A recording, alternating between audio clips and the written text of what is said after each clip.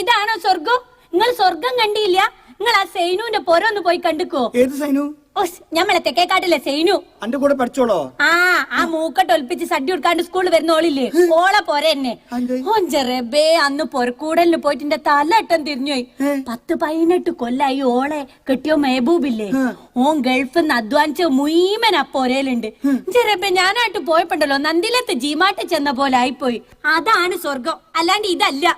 പിന്നുണ്ടല്ലോ എന്റെ മൂസക്കായെ, ഓളെ കെട്ടിയോ മെഹബൂബില്ലേ, ഓനൊരു വല്ലാത്ത മണ. മണവും പിടിച്ചോ? അതല്ലേ, ഓൻ ഇഞ്ച മുന്നിൽ കൂടെ ആട്ടും ഇങ്ങോട്ടും പോകുമ്പോ ചെറബേ ദുബായിൽ അത്തറിന്റെ ഒരു മണോ. ഓക്കൊക്കെ എന്തൊരു ഭാഗ്യ.